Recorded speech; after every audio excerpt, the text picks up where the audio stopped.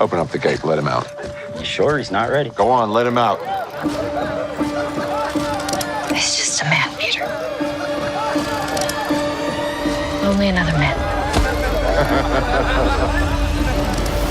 Hey everybody, welcome to another edition of Contender Reviews featuring the Gone with the Wind panel. And yes, we have the full panel here today. Today's topic is going to be The Power of the Dog, the critical acclaimed film from Jane Campion, the one that's been getting a lot of Oscar buzz. Starring Benedict Cumberbatch, Kirsten Dunst, Cody Smit-McPhee, Jesse Plemons, Thomasin McKenzie, and some other, well, she's in a little bit part, a little very small part, but a majority of other characters. Sorry, I saw her and I was like, is she... Sorry. Yes. I was excited. Abe, I noticed. Yes. The synopsis reads, a domineering rancher responds with mocking cruelty when his brother brings home a new wife and her son until the unexpected comes to pass. What is the unexpected? We'll find out in a second. But first, let me introduce our panelists to discuss this rather, shocking and really deep film. You've heard him. Yes, he is here. Abe, hello there. Sorry for interrupting, because I was thinking about is that Thomasin McKenzie? And she was. It was. She's like, in fact, 3 seconds, right? Yeah, roughly. Yeah, she's in there for bit parts. Feels like the Thomasin McKenzie before she. I don't know. This is definitely before she got the Last Night in Soho gig. We'll say that.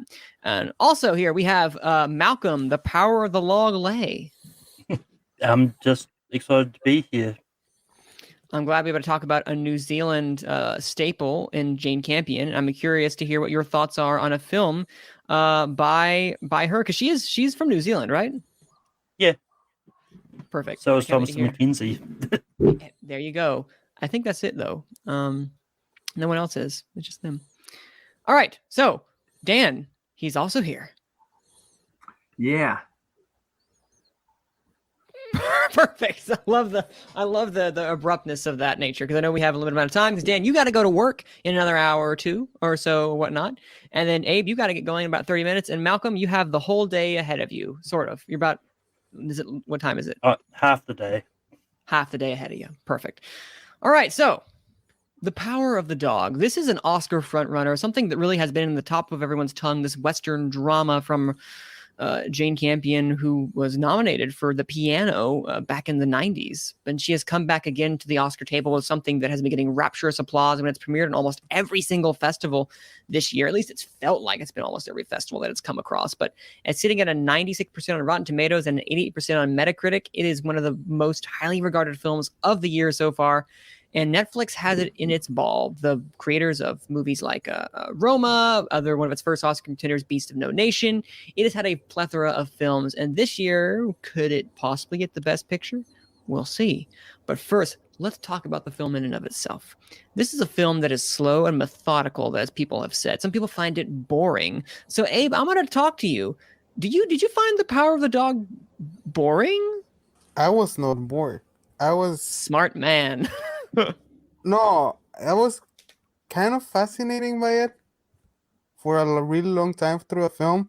Like, what's happening here? Because I feel what Jane Campion was trying to do. Because the performances are great. I love Benedict Cumberbatch in the role. I love the way he plays this masculine with some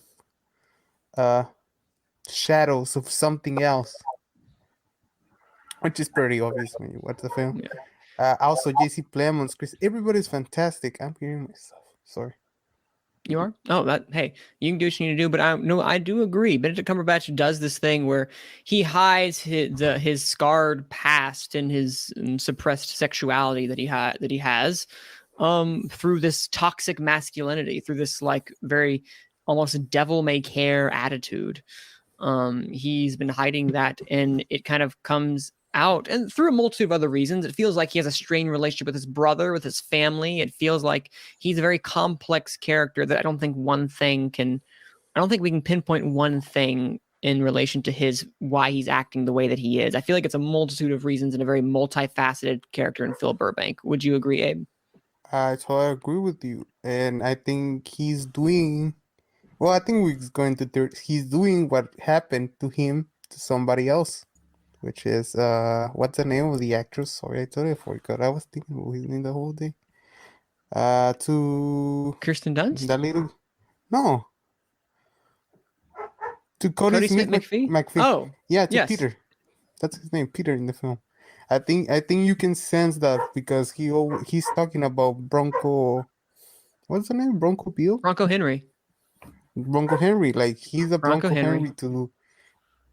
He's Bronco Henry to McPhee's character or something like that. Like he's trying like that kind of relationship thing is explored, and I found it fascinating in that sense. Like you see the undertones of the film that you have to really pay attention to it. Like honestly, I had to read some reviews because I thought at the first I was not grasping the whole idea of the film. So one of the things I really enjoyed about that movie is the fact that it feels once you watch it, it's like, wait a minute, this is a very rewatchable movie, not in the sense of it's rewatchable because of entertainment, but because you can get so much out of it after rewatch. Like there's so much there. Malcolm, is this a movie you feel like you're going to be able to? First off, did you like this film, and do you feel like this is a movie you can watch back and find new things that fit the whole narrative? Yeah, I mean, like this is a movie I did enjoy. And like this is one that because at the moment it's still on in theaters for me. So I mean I'm considering if I have the money to maybe go see it on the big screen if I can. Oh yeah, that'd be great. But it's definitely one of those ones. So I'm not gonna lie, the first time I watched it, I was really distracted because knowing it was filmed in New Zealand and knowing it was supposed to be somewhere in Montana, as a setting, it was really distracting because this was one of those ones. It was literally sort of filmed sort of in my backyard, close. It was actually filmed in the city where I actually live. So it's like when it was being filmed, I was considering going down to the railroad to try and meet Benedict and Kirsten and that.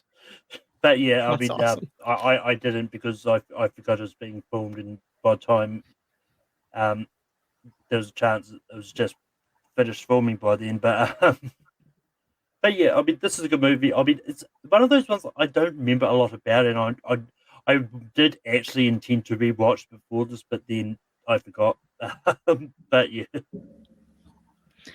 No, this is a movie that, again, I would encourage if you get the chance to see it. Like when we get the chance, because it's very hard to rewatch films. I've noticed, especially with just so many coming out around this time. But I would encourage you to get the chance to see it.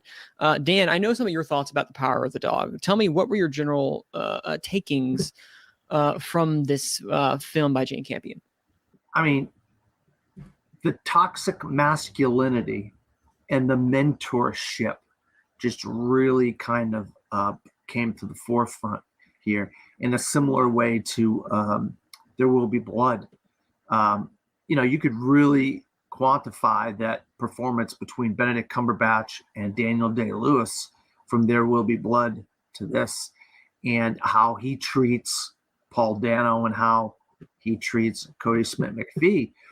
And then you got these other performances that are going on, like with Kirsten Dunst, and she's like this alcoholic woman who's just kind of like just really lost in this whole kind of thing, and she doesn't know up from down, right from wrong. Sometimes she doesn't know what she do. She thinks something's going on between the two of them, and then all of a sudden she's so lost in her own world, and then she just kind of sets him off by giving away the what was it, the pelts? Yes, it was the pelts. Yeah, the pelts, and that just set this whole thing off, and it was like, okay, here we go.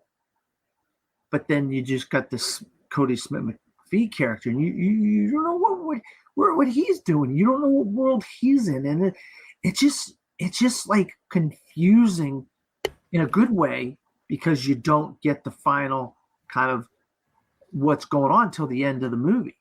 And it's really good. These people are really kind of playing it close to their hand, their hand close to their vest here. But Campion really gets out what she has to do via the script and whatnot. And of course, you have breathtaking cinematography of New Zealand setting in for Montana. So good. And if you want to see Montana on screen, I recommend Arrival. There's a lot of Montana in Arrival. So New Zealand, a lot of filmmakers, Peter Jackson, Jane Campion, are going to New Zealand for things because they have a natural, aesthetic to them that the United States, you can't find a lot of that anymore in the United States. There's buildings and cities and whatnot everywhere. So it's hard to find really nice rustic places that can fill in for Western places. I mean, Slow West a few years ago was filmed there as well. Filmed with Cody Smit-McPhee and Michael Fassbender. So there you go. There's a deal there. But I thought this movie was great. I really want to read the book now because I just feel like I want to see what the book says in it, that maybe it's a different interpretation in the movie or whatever, because I really think the wording of things in the book might be interesting to delve into. One of the things that really stood out to me personally, and I'm not sure about for y'all, it felt like every single frame in this film from Jane Campion, because to me the highlight is Benedict Cumberbatch's performance and the direction. The direction is very noticeable, but also it blends in with the film, if that makes any sense whatsoever. It's like this nice dichotomy between an artist's vision, but also a story kind of going its way about and kind of blending into the actors and the screenplay. Like Dune is a director's film.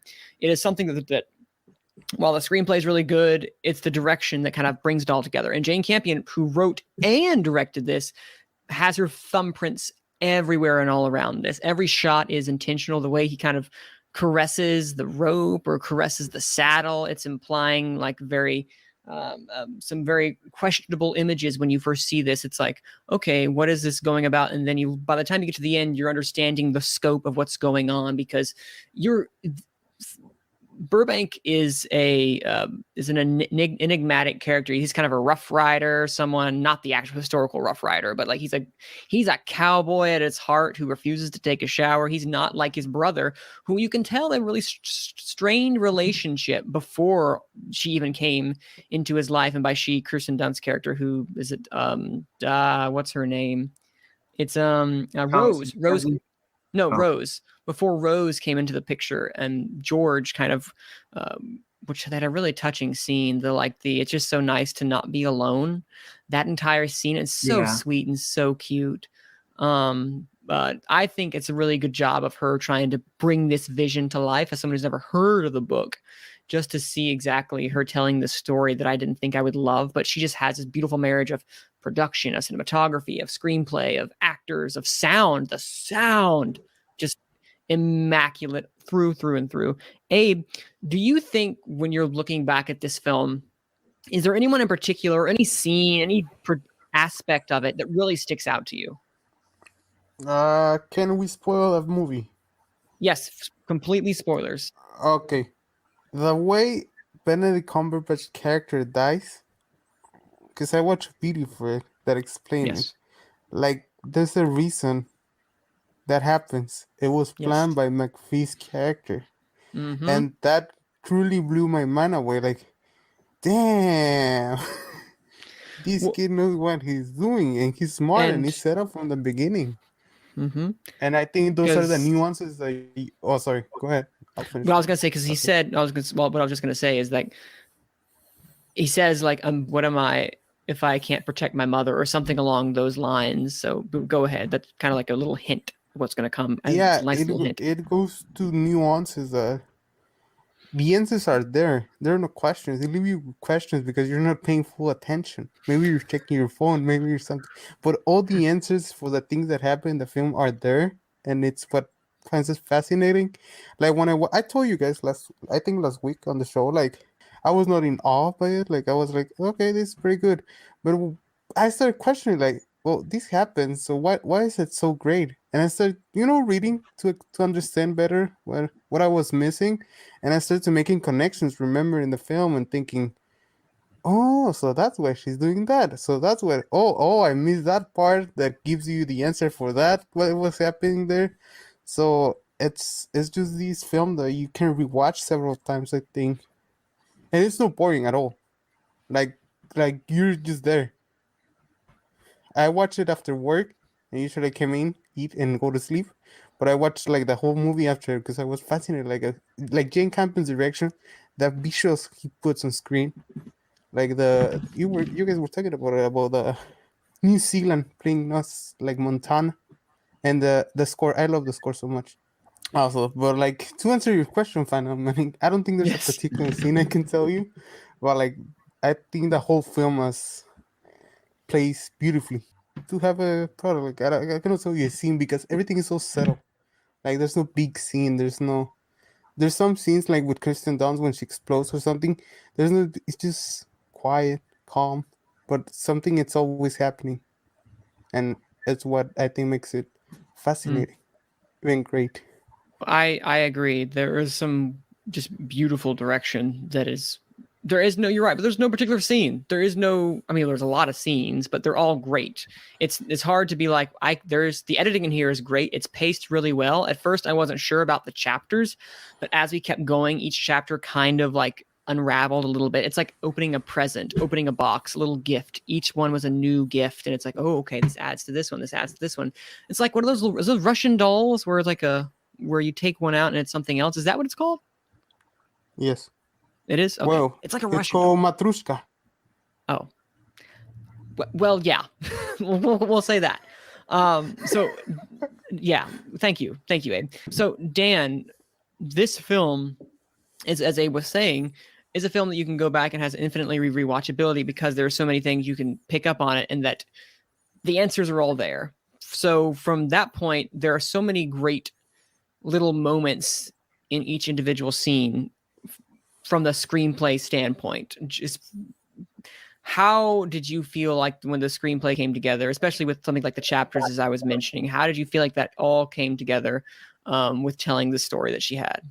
Yeah, I love that chapters, the way they did it with the chapters. But yeah, it's just a little like he's at the table doing the flowers. You know, he's studying. You know, he's things, in the woods picking things in the. So there's like Abe said, there all these little things of what Cody Smit-McPhee's character is doing is there in the script. It's in the film. You just got to pay attention to what he's doing, and then you'll start putting the pieces together. But I love films that do things in segments like that because I've watched a couple films this year that have been like that. You know. Worst Person in the World is like that as well with 12 segments. Yeah, and there's a crazy 12. Yeah, there's 12 segments. They go quick. They go relatively quick. There's one that's a kind of a crazy segment. There's one that's kind of a crazy like 8 or 9 in Worst Person in the World is wild. But yeah, the segments are great, and you get to know about the story through the segments. So where the story's going in a ways through the segments. So that's kind of cool. Now, Malcolm, because this was set in New Zealand, I got to ask, how did the visuals look from a visual standpoint? There were a lot of great like crane shots or maybe drone. I'm not sure exactly. How did you feel from a visual standpoint? Like, what was the vibe you got? Visually, this looked incredible. I mean, this is like, I don't often say that something's a lot for anything because I've been looking at the Oscars so much to know nothing is ever truly a lot. True. But if the Power of the Dog does not get nominated for cinematography, I think there's something wrong there. I agree. It was just one of those good-looking movies, and I was actually just quickly looking up to see sort of Power of the Dog just before, and Jane Campion actually got the Silver Lion for Best Direction from Venice for this movie, and only one other person that's won that has gone on to be nominated at the Oscars for it. Do you know who that is? No, I actually don't. Scorsese for Goodfellas is the only other person to have been nominated to have won the Silver Lion for Best Director at Venice and gone on to be nominated in the Best Director category. All the other ones have not. Wow, that's a weird Yeah. stat. Nomadland didn't win. Oh, it probably wasn't at Venice. I'm guessing. Maybe because I know Was that? Nomadland did it win Venice? No. I had that Because- up before. I'll get that back up. No, you're fine. While you get that back up, it's weird because I know that swept the prizes. So that's what I thought was really interesting. Yeah, But- so the person who got the Silver Lion for Director last year at Venice was, and I'm going to butcher this name, Kiyoshi Kurosawa for Wife of a Spy. Huh. Interesting. I learned Beautiful something new. movie, by the way. Wife of a Spy. Oh, you saw it. Oh, yeah. Nice. Beautiful movie. So we lost Abe, but what I want to ask, you had mentioned the cinematography. I feel like it's almost a shoe-in to be nominated at the very least. But one thing that I can't speak enough of, and I've already spoken a lot of it, is just the visual language that Jane Campion uses. Like it's the sound married with the production design, performances aside. With like one thing that'll always stick with me is that shot that is, when you're looking down the stairs and she's playing the piano and you just hear him whistling and playing the banjo. It's ominous. It's kind of foreboding and the tension is rising. Nothing's going to happen. Well, you hope nothing's going to happen, but it just kind of adds to that sense of dread. And the way that she's framed as just kind of like this really, really small, like right in this little hole in the staircase. It's little things like that just kind of build this tension of like this character is a foreboding presence. And Dan, you had mentioned prior that she's thinking, oh no, they might be involved. I just think that with her and her son, I think she's more like, I don't want you to be near him because she's terrified of him. And she goes into the alcoholism because I'm pretty sure that that's what her husband did. Like literally that's the same thing her husband did. She fell into that trap because she was so terrified. And that scene where they were at the dinner table and she has that anxiety of like, I'm not ready to play. That was so cringe worthy, not from any sense of like it was bad or any sense of like, oh Lord, this is not good. It's because the tension was so palpable. You could have cut it with a knife. It was just all over you, that claustrophobia. And you could feel what Kirsten Dunst, and I feel like she did a phenomenal job. And when she got to, she took to drink a lot more when her son arrived, I've noticed. And that's when Cody Smit-McPhee, when Jesse Plemons left, his part really came into play.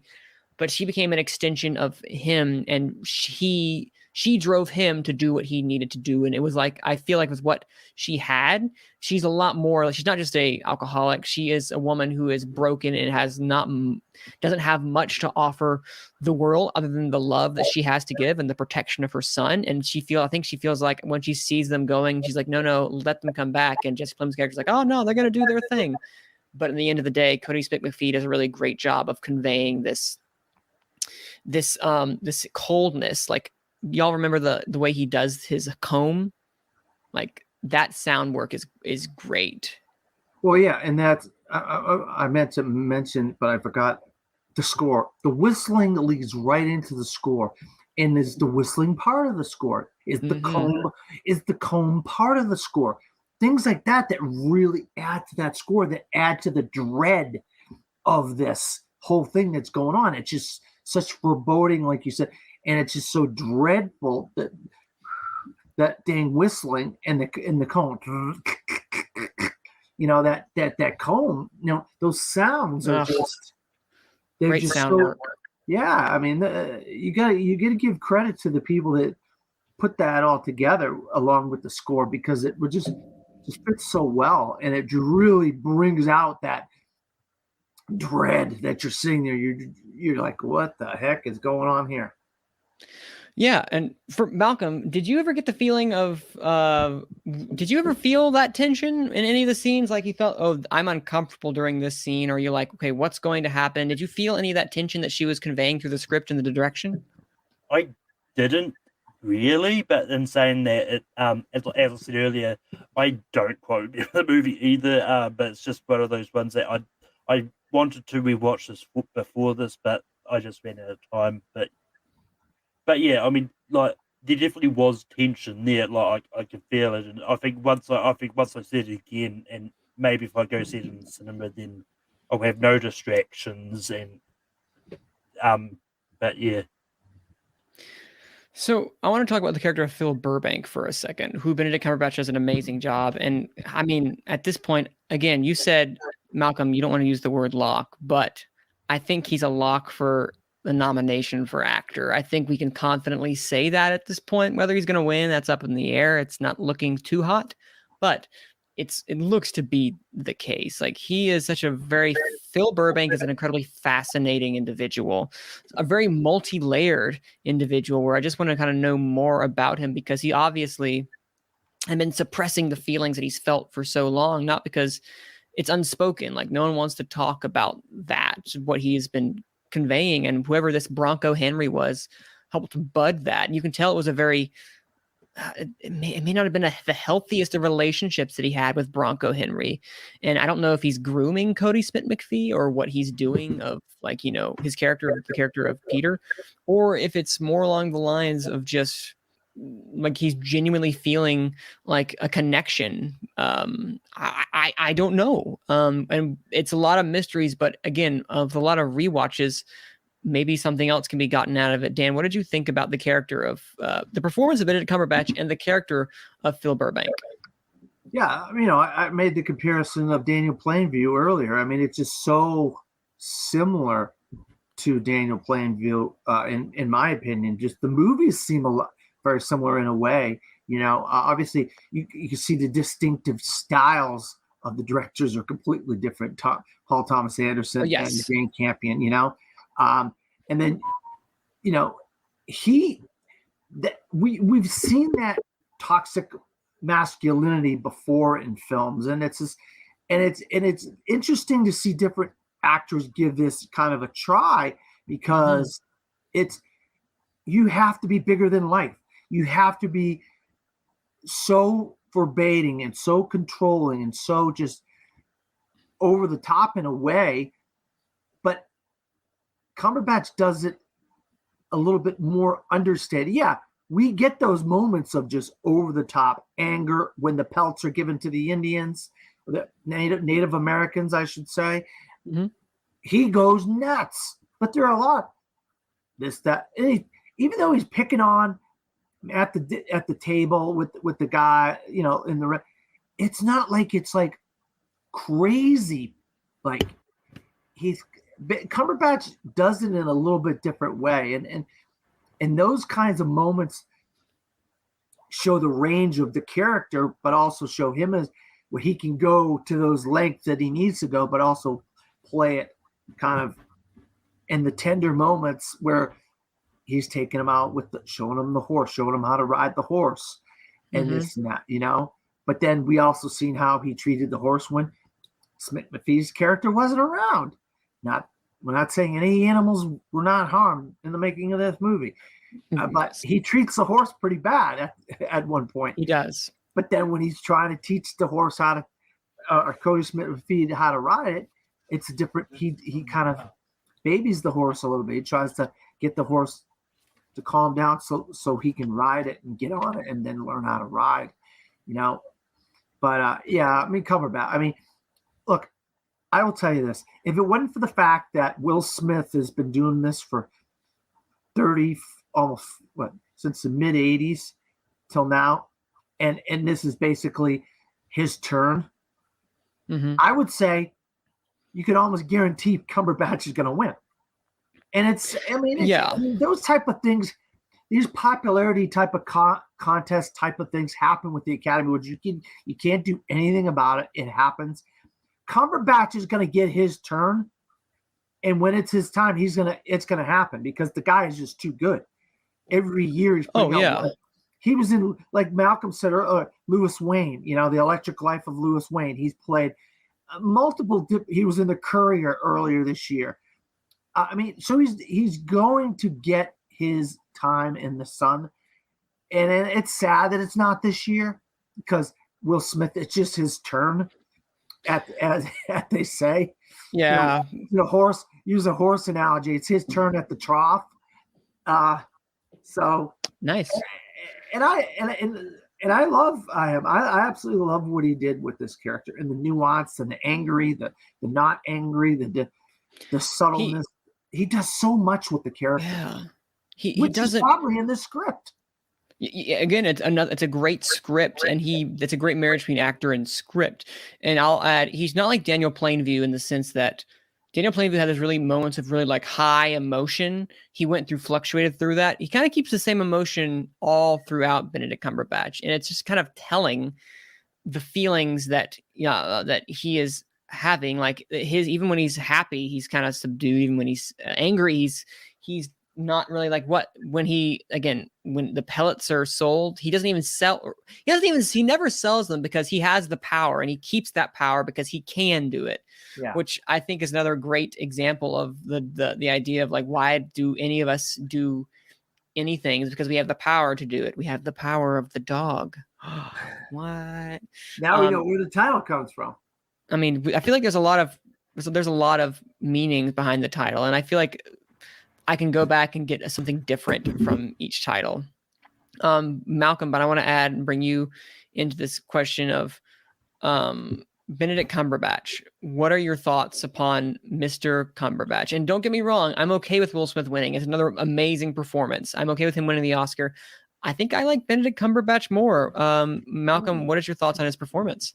Yeah, I mean, like, with not being able to see King Richard, I can't really truly judge Benedict against of course, yes, against Will Smith, because all I've got is the trailers. But yeah, I mean, I really like Benedict in this. I'm not gonna lie. I hope to see like Benedict Cumberbatch re-nominated 3 times for all his movies he did this year. Oh yeah, The Courier. Well, yeah, Spider-Man: No Way Home. Some supporting actor. Benedict Cumberbatch has had a good year. Will Smith has had a good year though too. He's got his National Geographic show. He's got his book out. I mean, he's having a good year. I could definitely see Benedict winning, but I think all the buzz is behind Will Smith. And honestly, I'd like to see one of those like shocking moments, like when it was like, "Oh yeah, Glenn Close is going to definitely win for the wife," and then yeah, what's her name comes out of nowhere is like Olivia Colman. We had a bit of this discussion on that last episode of Gone with the Wind. We did. That's a greater discussion when we actually get the bigger, when the nominations happen, because the critics are tomorrow when we're recording this. So I'm curious to see how that's going to transpire and if Will Smith can keep his momentum, because I feel like Cumberbatch has won a lot of critics performances. And I will tell you this, man. We were talking with Daniel about this. If things start rolling, if the ball starts rolling for Cumberbatch, like there could be a crazy swing that nobody saw coming, because a lot of times these early reactions and these early kind of having someone like Will Smith out front early, can he stay out front? Can that horse stay out front, or can one of them horses come from the back and come and catch him at the last? I see what you're doing. May I just make a comment? Huh? Your horse analogy. I see what you're doing. Hey, Cumberbatch could win by a nose, bro. A horsehair, perhaps.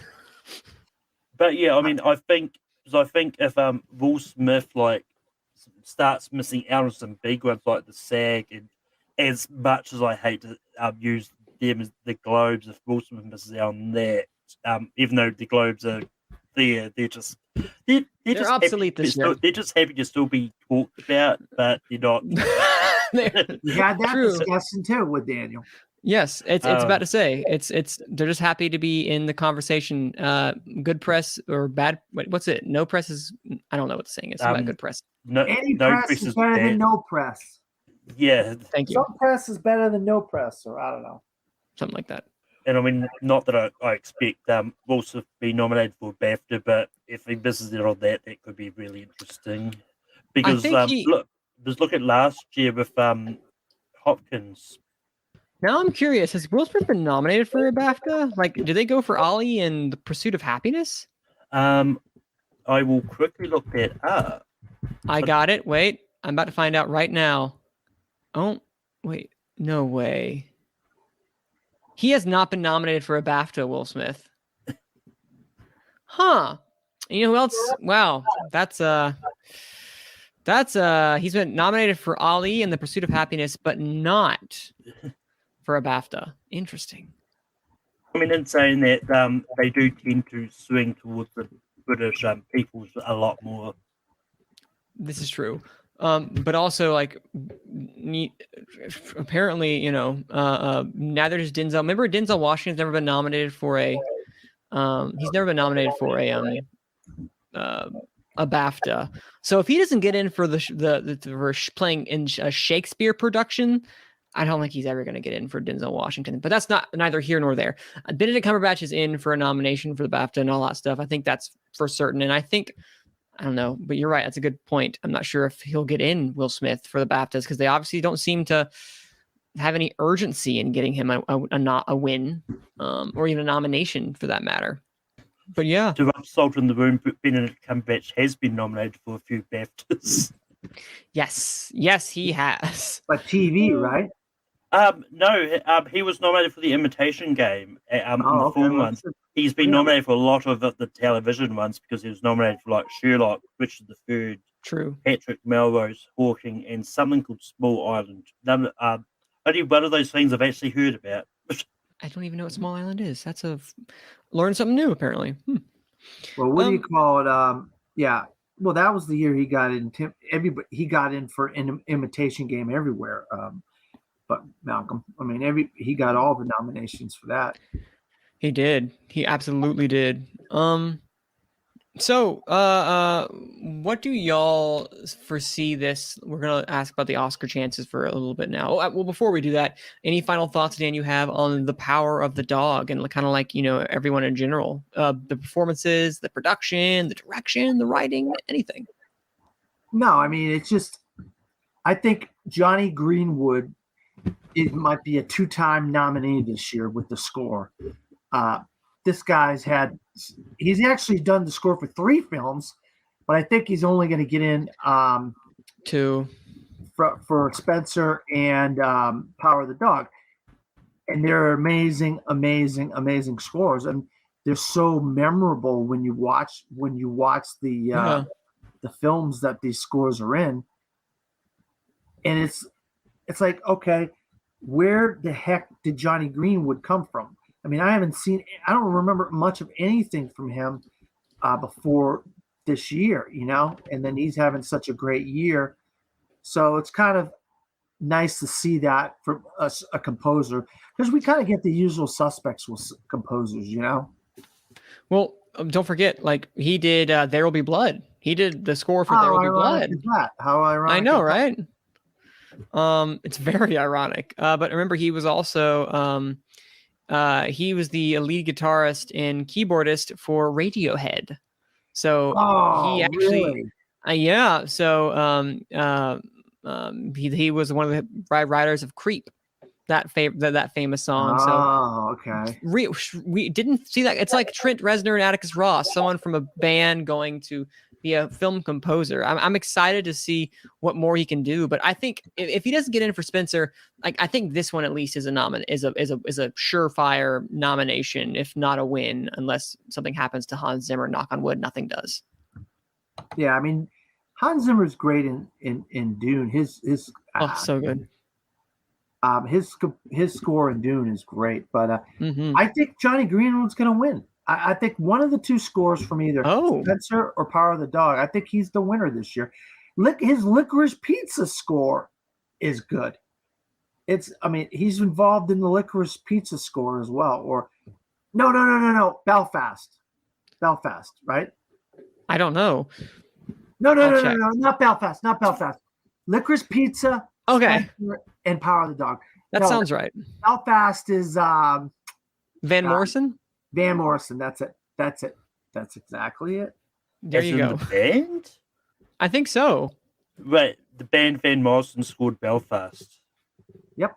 I think so. And he does all the songs.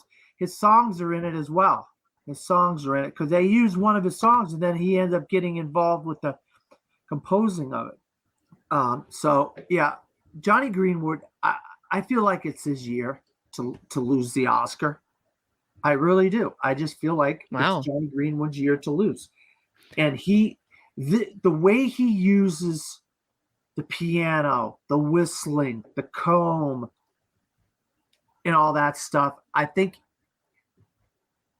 as close of a lock as you say, like for nominations. I mean, obviously, cinematography is probably a lock.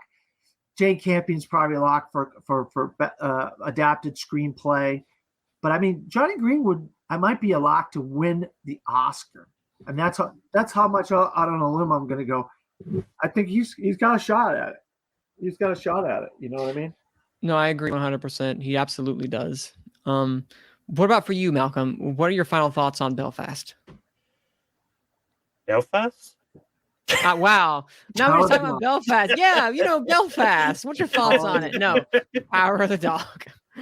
Well, my thoughts on Belfast is I wish it would hurry up and come to New Zealand. There you go. Okay. But my thoughts on Power of the Dog, yeah, I mean, like, it's a enjoyable movie. It's probably going to be one of the few Netflix movies I'm probably going to rewatch at times. But yeah, like it's for like Oscar chances. I think it's definitely got it's a few. I'd say potentially about 5 or maybe even 7 Oscars nominations. Just because there's probably a lot of like below the line things that they'll probably get nominated for. Like above the line, I'm probably seeing maybe Picture and Benedict Cumberbatch and maybe even directors. I mean, I'd like to see Jane Campion get in for director because I'd love that. I mean, it's one of those ones like, I mean, like personally, I want to see more women get nominated for best director because, like, if you go back to best directors, like there was, I think at this point we're at 7 nominated females now because last year we got 2 or 3 added on. Yeah, we got 2 added, and before that it was 5. So yeah, it's 7. So I'd like to see that more because I mean it's one of those ones that when it comes to female directors, there's a lot of them out there that people would never heard of just because they're not really that big named, which is a shame to be honest. But I definitely would want to see a director, and I think there's probably about 3 above the line ones, and maybe 4 or 5 below the lines. I think Power of the Dog has a chance of getting in there for. Yeah, I mean above the line, you have best picture, best director, best actor, probably best actress, and possibly supporting best actress. Supporting actress. Yes. Best supporting actress and best supporting actress. You're looking 5 above the line categories, and then below you're looking at score, cinematography. So that's 7 right there.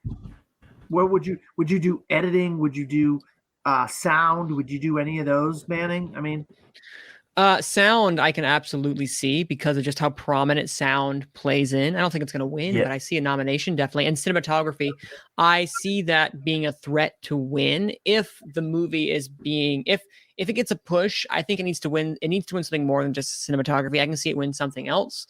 But I can see that happening because it's got a lot of critics love. And I think for below the line, you have score, sound, and cinematography, maybe production design. The house is almost a character in of itself. They utilize the house really well, but that's really, besides the house and the diner, not really too much, But yeah, I mean, go through the critics, like for above the line, it's definitely going to be interesting to see where the acting ones go because there's a possibility we could also get 2 because Jesse Plemons has been popping up a lot in the critics as well as Cody. We talked about Cody's coming up more, so I think if anyone gets in supporting actor, it's going to be Cody. But there's a good chance Jesse could sneak in there somewhere. I don't know about where you'd find him. But yeah, we talked about that on our I figured. That was actually a big discussion because we were talking about the Belfast boy. Then I brought up the dog boys. The dog boys. I got a good laugh. The Dog Boys. But then we got into the serious discussion of it. And then that brought in a whole other discussion, Malcolm, about how there could be multiple films with multiple actors nominated in the same category. So that we went down a whole rabbit hole with that. I mean, I will add, Jesse Plemons is just a really great actor in general.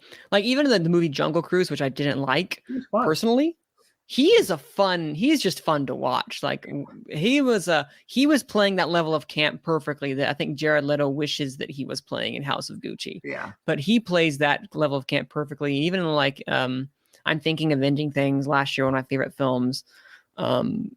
He is also really good in this really uncomfortable role. Game Night, which is I think propelled him. I love it. Game Night. He's great in Fargo. I don't know if you've seen all. I haven't seen Fargo, but I've seen the movie. Seasons out. A lot of people give really good performances in the various seasons of Fargo, and he's really good. I believe that, but yeah, no, I just think that. You're right, Malcolm. You said you bring up a good point. If they love The Power of the Dog, I think Jesse Plemons. You're not getting Cody Smit-McPhee without. Sorry, you're not getting Jesse Plemons without Cody Smit-McPhee. I think Cody, since he's getting a lot of the critical acclaim, is going to bring in Jesse Plemons if they love Power of the Dog. I think if they love it and they want to give it something, he'll make it in as well. Yeah, and that's like all the big contenders, right, man? We were discussing King Richard. It's the same thing. You bring. Daniel said, "Rising tide raises all ships." Yep. And then John Bernthal could slip in, and if everybody loves King Richard so much, then boom, all these things get nominated. If everybody loves Power of the Dog so much, all these things get nominated. You know? Yes. It's one of those ones. I think because I just went back to the Power of the Dog wiki page, and like there's a lot of critics that love for Power of the Dog already. Yes. There's a Malcolm, real quick. I want to just say this and let you finish. There is a narrative where Power of the Dog could actually win Best Picture, Best Director, and Best Act. Some of these other categories. That is a thing right now that is going on. It's kind of like under the kind of like that thing that's kind of like sleeping baby, that sleeping giant that's just, do not wake this thing up because it could get up and it could cause this huge. Tomorrow's a big day for a lot of films. It's going to be very fascinating to see what jumps out tomorrow from the two groups. Obviously, Critics' Choice is the one we're going to follow the most because that's something that's going to be bigger. But they also nominate a lot more too. They nominate 7 people in some of these categories. What were you finish what you were saying, Malcolm? Sorry. Yeah, I mean it's one of those ones because just going back through those critics, like just about every critics group has hit Cody Smit-McPhee. There's probably only about 1 or 2 that's got Jesse Plemons in there. So I think that's kind of why I think Cody Smit-McPhee's really a good chance to get in there. Jesse Plemons is going to be if someone from the other movies for supporting sort of drops a lot over this award season. Agreed. Because it could be like for whatever reason, like you brought up John Bernthal. I think he's supporting at this point. He could drop completely out, and that could be Jesse Plemons open to knock him off the edge and just run to that slot.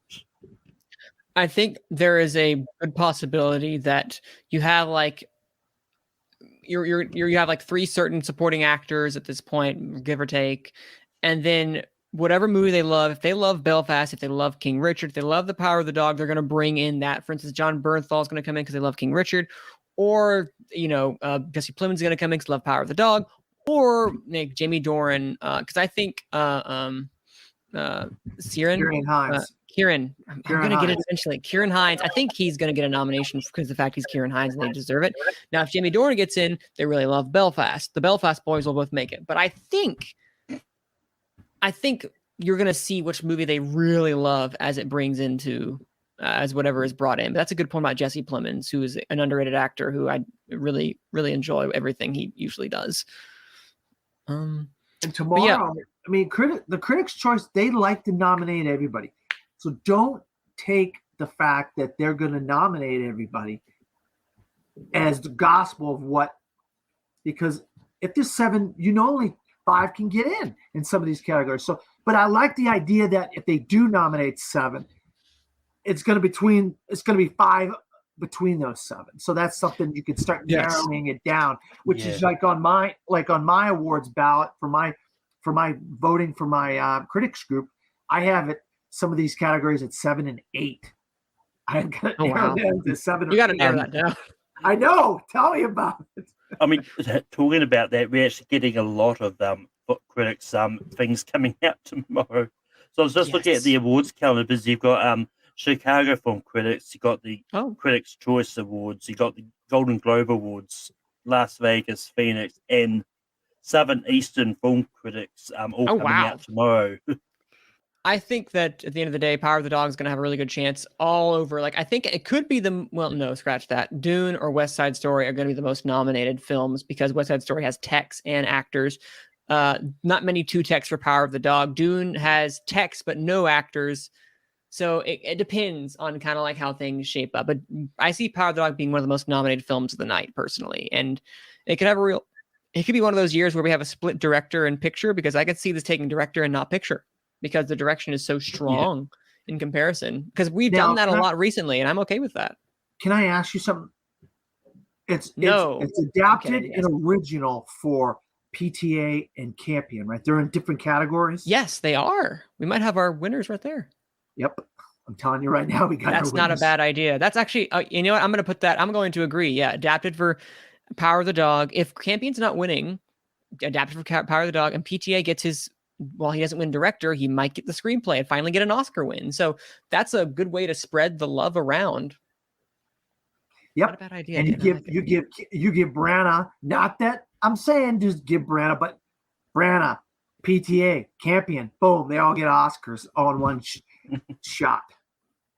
Right? Agreed. 100% agreed. That's a whole it's like a Cupid. It's like remember in Odysseus, I'm not sure, the Odyssey, where he's shooting all those arrows between the axe heads. That's kind of what it would be like. It's like it can happen. Doesn't mean it's likely, but it can happen. And they do love. I mean, very rarely they don't like to just reward just one film. Obviously, Malcolm's Doppelganger got a lot of awards one year. Yeah, Peter Jackson. And Inarritu, which he shouldn't have gotten 3. I still stand by that. Inarritu should not have gotten 3. Linklater should have gotten 1 that year. Don't get me started on this, but Linklater should have gotten. I know your feelings on this. Freaking, there's no way Inarritu should have gotten 3. It's okay, Dan. It's okay, Dan. It's okay. It's okay. We got it. It's okay. It's okay. Shh, we got it. It's okay. I'm kidding. Go ahead. I mean, for what it's worth, I know we just got off topic now, but just quickly, I enjoyed Revenant. I thought I didn't enjoy Revenant, it's like I said last week, I do think the direction was good. I think he did deserve it that year. So. No, Birdman year is what I'm talking about. He doesn't like that. Linklater deserved 1 Oscar. Well, okay, boys. Okay, we get it. We both have our different camps that day. We will. This is the Power of the Dog, not the Boyhood versus Birdman. I'm sorry. I shouldn't have gotten.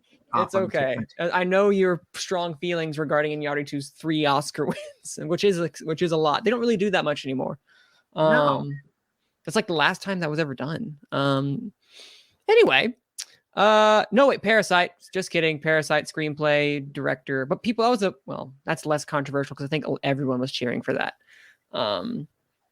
Anyway. 4-language film. Parasite got 4-language film, best picture, best director, right? Screenplay and picture. 4? It got 4. And they were all and Bong Joon-ho got all. Oh, Bong Joon-ho got 4, yeah. Holy moly. I know, right?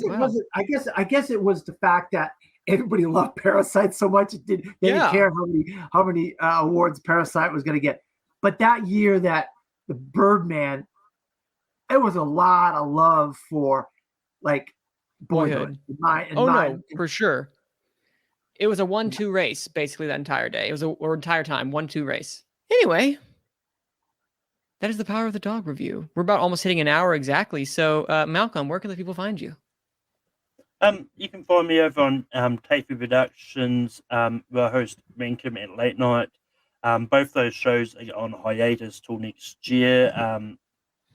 Like Rankin will be back. I'm looking at January the 9th before our top 12 movies of 2021. Oh, I love and you can find me over on Full Metal. Once again, all my stuff on Full Metal's on hiatus till next year. So taking a break. You can find me over there that. next year. And Dan, where can they find you?